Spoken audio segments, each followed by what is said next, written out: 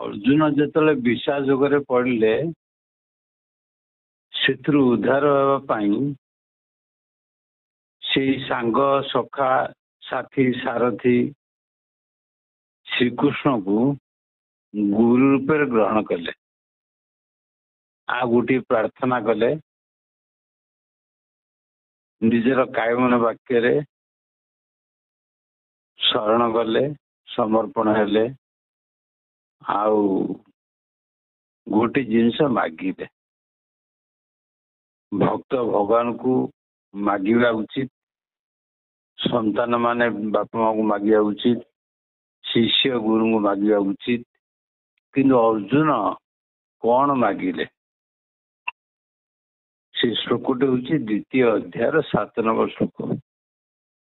ଅର୍ଜୁନ କହିଲେ, କାର୍ପଣ୍ୟ ଦୋଷ ପହତ ସ୍ୱଭାବ ପୃଚ୍ଛାମି ତ୍ୱଂ ଧର୍ମ ସମୂଢ଼ ଚେତା ଯଶ୍ରୀୟସ୍ୟାନି ଚିତଂ ବ୍ରୂହି ତନ୍ମେ ଶିଷ୍ୟସ୍ତେ ହଂସାଧି ମାତ୍ୱଂ ପ୍ରପରମ୍। କହିଲେ, ହେ ଗୁରୁଦେବ, ମୁଁ ଶିଷ୍ୟତ୍ୱ ସ୍ୱୀକାର କରୁଛି, ଆପଣଙ୍କୁ ଗୁରୁ ରୂପେ ଗ୍ରହଣ କରୁଛି, ଆଉ ଆପଣଙ୍କୁ ଗୋଟେ କଥା ମାଗୁଛି। ମୁଁ ଏଇ ଅବସ୍ଥାରେ ପଡ଼ିଛି, ଏଇଥିପାଇଁକା ମାଗୁଛି ଯେ ମୁଁ ବୁଝିପାରିଲି ମୁଁ ହଉଛି ଗୋଟେ ଦୋଷୀ। କଣ ଦୋଷୀ? ନା କାର୍ପଣ୍ୟ ଦୋଷ। କାର୍ପଣ୍ୟ କହିଲେ ଦୟା, କାର୍ପଣ୍ୟ କହିଲେ କୃପଣତା। ଦୟା ଅର୍ଥ କଣ? ଅନ୍ୟାୟ ଅଧର୍ମୀ କୌରବମାନଙ୍କ ପ୍ରତି ମୁଁ ଦୟା କରୁଛି, ଅର୍ଥାତ ଅନ୍ୟାୟଟାକୁ ମୁଁ ସପୋର୍ଟ କରୁଛି। ଇଏ ହେଲା ଗୋଟେ ଦୋଷ। ଆଉ ଗୋଟେ କାର୍ପଣ୍ୟ କହିଲେ କୃପଣ, ଅର୍ଥାତ ଯୁଦ୍ଧ କରିବାର ସାମର୍ଥ୍ୟ ଅଛି, ମୋର ସାମର୍ଥ୍ୟଟାକୁ ଖର୍ଚ୍ଚ କରିବା ପାଇଁକା ମୁଁ ନାରାଜ। କିନ୍ତୁ କାର୍ପଣ୍ୟ ଦୋଷ ହେତୁ ମୋର ବହୁତ ସ୍ୱଭାବ, ସ୍ୱଭାବ କହିଲେ ମୋର ବିବେକ, ମୋର କ୍ଷତ୍ରିୟ ଗୁଣ, ମୋର ମନୁଷ୍ୟତା ଆଜି ଅପହୃତ ହେଇଯାଇଛି, ଅଲଗା ହେଇଯାଇଛି, ମୋ ଠାରୁ ବାହାରି ଯାଇଛି, ଚାଲି ଯାଇଛି। ତେଣୁ ପୃଚ୍ଛାମି ତ୍ୱଂ, ଆପଣଙ୍କୁ ମୁଁ ପଚାରୁଛି, ଧର୍ମ ସମୂଢ଼ ଚେତା।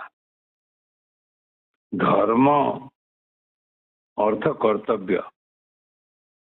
ମୁଁ ଧର୍ମ କଣ ଅଧର୍ମ କଣ, କର୍ତ୍ତବ୍ୟ କଣ ଅକର୍ତ୍ତବ୍ୟ କଣ, କଣ କରିବି କଣ କରିବିନି ମୁଁ ଜାଣିପାରୁନି। ଯେହେତୁ ମୁଁ ଜାଣିପାରୁନି, ମୁଁ ଅଚେତ ହେଇଯାଇଛି, ମୁଁ ଜ୍ଞାନ ଶୂନ୍ୟ ହେଇଯାଇଛି, ମୁଁ ଅଜ୍ଞାନୀ ହେଇଯାଇଛି, ତେଣୁ ଜାଣିପାରୁନି। ତେଣୁ ଯତ୍ ଶ୍ରେୟ, ମୁଁ ଆପଣଙ୍କୁ ମାଗୁଛି ଯାହା ମୋ ପ୍ରତି ମଙ୍ଗଳ ହବ। ମତେ ନିଶ୍ଚିତ ବ୍ରୂହି ତନ୍ମେ, ମତେ ଆପଣ ଦୟା କରିକିରି ଯାହା ନିଶ୍ଚିତ ତାହା ମତେ କୁହନ୍ତୁ। ଆଉ ମୁଁ କେମିତି ପଚାରୁଛି? ନା ଶିଷ୍ୟତ୍ୱ ସ୍ୱୀକାର କରିକିରି, ଗୁରୁ ରୂପେ ଗ୍ରହଣ କରିକିରି, ଆଉ ସାଷ୍ଟାଙ୍ଗ ପ୍ରଣିପାତ କରିକିରି। ଆତ୍ମଗ୍ଲାନିରେ ମଳିନ ମୁଁ ତୁଟିଛି ଧୈର୍ଯ୍ୟ ମନୋବଳ, ଶିଷ୍ୟର ଏହି ନମ୍ର ବିକଳ ପ୍ରାର୍ଥନା କୃଷ୍ଣ ହି ନିଶ୍ଚିନ୍ତ କରି କହିଦିଅ ଶ୍ରେଷ୍ଠ ଯେଉଁଟା ଭଲ ବାଟ, ଶରଣ ପଶୁଛି ପାଦ ତଳେ, ଶରଣ ପଶୁଛି ପାଦ ତଳେ। ମୁଁ ସାଷ୍ଟାଙ୍ଗ ପ୍ରଣିପାତ କାୟମନ ବାକ୍ୟରେ ଶରଣ ଯାଉଛି, ସମର୍ପିତ ହେଲି। ଯାହା ମୋ ପ୍ରତି ମଙ୍ଗଳ ମୁଁ ଜାଣିନି, ମୋ ମଙ୍ଗଳଟା କଣ ଆପଣ ଜାଣିଛନ୍ତି, ତେଣୁ ମତେ କୁହନ୍ତୁ।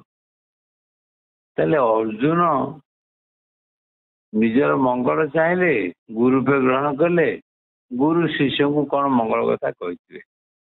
ହେଲେ ଆମେ କାହିଁକି ପଢିବା, ଆମେ କାହିଁକି ବୁଝିବା, ଆମେ କାହିଁକି ଶୁଣିବା? ଆମର ଦୈନନ୍ଦିନ କର୍ତ୍ତବ୍ୟରେ କଣ କାମରେ ଲାଗିବ? ତା ଭିତରେ ଦୁଇଟି ଶବ୍ଦ ହଉଛି ମୁଖ୍ୟ, गोटे हूँ जत श्रेय आ गोटे हूँ साधी। साधी शब्दर अर्थ हूँ शासन। साधी कहले हिंदी रे बाहागर विवाह बा, किंतु एठे संस्कृत साधी अर्थ हूँ मते आपण शासन करंतु। ताहा हेले आमे जदि सकाळू जगन्नाथ पाखे ई प्रार्थना करिचे आउ दीटा जिनस मागिचे मते शासन करंतु आ मो प्रति जहाँ मंगल ता आपण मो प्रति करंतु। ताले आमे दैनंदिन जेतले काम को बाहरले पदा को आमको जड़े क्षति कला, आमको जड़े अपमान कला, आमको जड़े मारिला, ताले सेटा आमर जदि यही जो काय मन बाकी शरण जाइछे तार आमे से भाविया को पड़ो, प्रेजेंट माइंड खर्च करिया पड़ो। जहाँ को पाखे शरण जाइए मत शासन कर बोली से महाप्रभु जगन्नाथ यही व्यक्ति वस्तु घटना भितर प्रवेश करके मत शासन करमती असत मा सदगमय असत्रु को सत को आस मत कहीं शासन कर अबाटू बाटू को आस अर्थात संसार आस कि मो पाख पलि आस तेणु मो भल पाई मो मंगल पाइका एठी प्रभु जगन्नाथ मते कौन सी रूप नाम रूप प्रवेश करके मते शासन कर नतुआ एक कथा न बुझी से व्यक्ति मत चापुड़ा मारला बोली बुझीबी ताले मोर क्राइम बढ़ी टेंशन बढ़ी शत्रुता बढ़ी कली बढ़ी दुख अशांति पाई ना।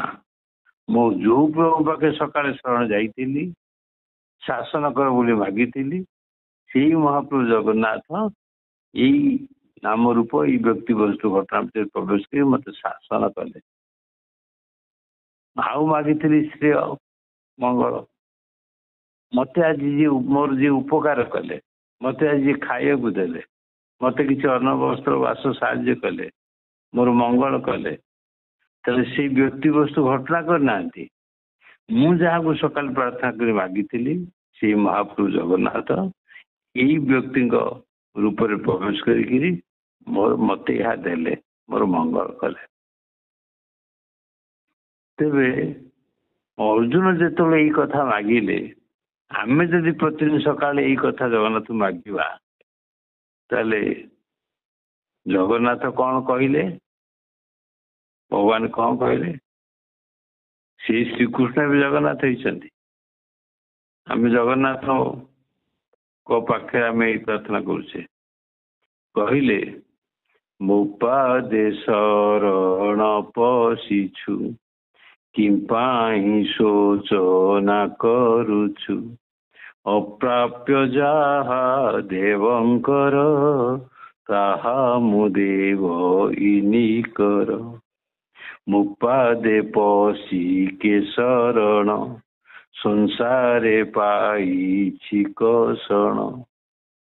भगवान प्रतिज्ञा करुछंती भगवान चैलेंज दौरान जारे अर्जुन आरे उद्धव आरे हनुमान आरे सबरी आरे भक्त सालेबेग आरे गजराज तुम चैलेंज दे कहूँ मुपादे पशी के शरण संसारे पाई कषण।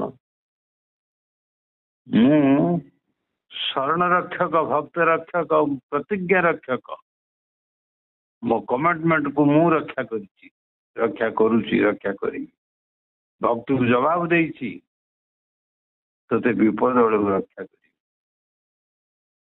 जदि तू मो पाखे शरण जाइथिबु ताहाले ये जो विश्वास ये विश्वास युक्त कर्तव्य आमको सब आनंद दब कहीं ना आम भगवान प्रभु जगन्नाथ उपस्थित को अनुभव करवा से आम पाखे अच्छा जगन्नाथ महाप्रभु जेते धर्मशास्त्र अच्छी सब गुड़ाक सारांश गोटे पद कहले भगवान जगन्नाथ ଚକା ଆଖି, ସେ ଆଖିରେ କଥା କୁହନ୍ତି। ତାଙ୍କ ଆଖିରେ ଭକ୍ତକୁ ମାଛ ଯେଭଳି ତା ଆଖିରେ ହଜାର ହଜାର ଯାଆଁଳା ପିଲାଙ୍କୁ ପ୍ରତିପୋଷଣ କରେ ପାଣି ଭିତରେ। ପାଣି କହିଲେ ସଂସାର, ସଂସାର ଭିତରେ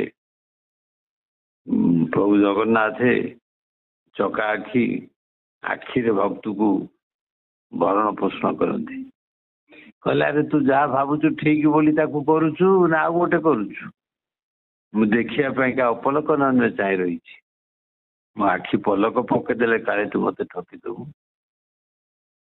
ଅପଲକ ନୟନ କହିଲେ ଜ୍ଞାନ ନେତ୍ର। ଜ୍ଞାନ ନେତ୍ରର ପଲକ ନଥାଏ। ଜଗନ୍ନାଥ ହେଉଛନ୍ତି ଜ୍ଞାନର ପ୍ରତୀକ। ଆମ ଭିତରେ ଗୋଟେ ଚର୍ମ ନେତ୍ର ଅଛି, ଗୋଟେ ଜ୍ଞାନ ନେତ୍ର ଅଛି। ଗୁରୁଙ୍କ ପାଖକୁ ଯୋଉ ଜ୍ଞାନ ମିଳେ ସେଟା ହଉଛି ଜ୍ଞାନ ନେତ୍ର। ସେ ଜ୍ଞାନ ନେତ୍ରର ପଲକ ନଥାଏ, ଆଖି ପତା ନଥାଏ। ତେଣୁ ସେ ଯୋଉ ଦ୍ରଷ୍ଟା, ସେ ଯୋଉ ସାକ୍ଷୀ, ସେ ଯୋଉ ପରମାତ୍ମା ଜଗନ୍ନାଥ, ସିଏ ସବୁବେଳେ ମତେ ଚାହିଁଛନ୍ତି। ଏ ଖିଆଲ ଅଛି ତ, ଏ ସ୍ମରଣ ରହୁଛି ତ, ତାହେଲେ କର୍ମ ଭୁଲ ହେବାର ନାହିଁ, କାହାକୁ ଠକିବାର ମିଛ କହିବାର ନାହିଁ। ଏବଂ ଜଗନ୍ନାଥ ଖୁସି ପାଇଁକା ମୁଁ କର୍ମ କରିବି, ସେ ମୋ କର୍ମ ଫଳଦାତା। ଇଏ ପ୍ରେଜେଣ୍ଟ ମାଇଣ୍ଡ ଏଇଭଳି ତାଙ୍କୁ ଅନୁଭବ କଲେ ଆମ ଭିତରେ ଆନନ୍ଦଟା କୁଆଡ଼େ ଯିବାର ନାହିଁ। ସବୁବେଳେ ଆମେ ଆନନ୍ଦରେ ଥିବା। ବୋଲ ଜୟ ଜଗନ୍ନାଥ, ଜୟ ଜଗନ୍ନାଥ, ଜୟ ଜଗନ୍ନାଥ। ପତିତ ଉଦ୍ଧାରୁ ତୁ ବୋଲି, ନାମ ତୋର ପତିତ ପାବନ। ଜଗତୁ ଉଦ୍ଧାରୁ ତୁ ବୋଲି, ନାମ ତୋର ଶ୍ରୀ ଜଗନ୍ନାଥ। ଓମ୍ ସର୍ବେ ଭବନ୍ତୁ ସୁଖିନଃ, ସମସ୍ତେ ସୁଖରେ ରୁହନ୍ତୁ। ସର୍ବେ ସନ୍ତୁ ନିରାମୟା, ସମସ୍ତେ ନିରୋଗ ରୁହନ୍ତୁ। ସର୍ବେ ଭଦ୍ରାଣୀ ପଶ୍ୟନ୍ତୁ, ସମସ୍ତେ ଭଦ୍ର ଦେଖନ୍ତୁ। ମା କଶ୍ଚିତ୍ ଦୁଃଖ ଭାଗ ଭବେ, କେହି ଜଣେ ବି ଦୁଃଖରେ ନ ରୁହନ୍ତୁ। ଏହା ଆମ ପ୍ରତ୍ୟେକଙ୍କର କର୍ମର ମୂଳ ମନ୍ତ୍ର ହେଉ। ଓମ୍ ଶାନ୍ତି ଶାନ୍ତି ଶାନ୍ତି।